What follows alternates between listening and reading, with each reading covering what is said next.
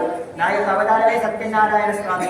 నా యొక్క వ్రతాన్ని ఎవరైతే ఆచరించాలని అనుకుంటారో వారు ముందుగా అంటే ఉషాహ అంటే తెల్లవారుజామున నిద్రలేచి తలంటు స్నానం ఆచరించి ముందుగా స్వామి వారి దగ్గర వెళ్ళి నమస్కరించుకోవాలి.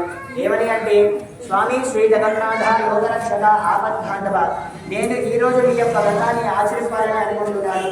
కావున ఈ యొక్క వ్రతమంతా కూడా చాలా చక్కగా నిర్విఘ్నంగా జరిగేటటువంటి విధంగా అనుగ్రహించమని చెప్పేసి ముందుగా స్వామి వారికి నమస్కరించుకోవాలి. ఆ యొక్క స్వామి వారి వ్రతాన్ని ఏదైనా ఒక శుభదినమున అంటే కార్తీక మాసం కానీ చైత్రమాసం కానీ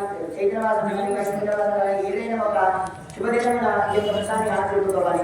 వ్రతాన్ని ఆచరించుకోవాలనుకున్నప్పుడు ఆ యొక్క గృహములను ఈశాన్య భాగమున గోమయము అంటే ఆవరణ వారికి 7 రంగుల గల చూడములను ముగ్గులు వేసి ఆ యొక్క ముగ్గులైన ఒక మంటపాన్ని ఏర్పాటు చేసి ఆ యొక్క మంటపం పైన చిరుబాబు ధాన్యాన్ని ఉంచి ఆ ధాన్యం పైన పూర్ణ కలశాన్ని ప్రతిష్ఠించి ఆ కలశానికి ఇరువైపులా కూడా ఆదిత్యాది గ్రహాలను పంచలోక పాత్రలను ఇంద్రాది అష్టదిక్పాత్రలను ప్రతిష్ఠించి తరువాత స్వామివారికి ప్రీతికరమైనటువంటి పంచామృతాలు ఆవు నెయ్యి తేనె కొబ్బరికాయ కలిగినటువంటి పంచామృతాలతో స్వామివారికి అభిషేకం గావించి తర్వాత స్వామివారికి కావలసినటువంటి పంచకలములతో నైవేద్యం సమర్పించి ఎవరైతే అత్యంత భక్తి శ్రద్ధలతో ఆచరిస్తారో వారందరికీ కూడా స్వామివారి అనుగ్రహం జరుగుతుందని చెప్పేసి శ్రీ మహావిష్ణువు నారదముని మహాముని చెప్పారట.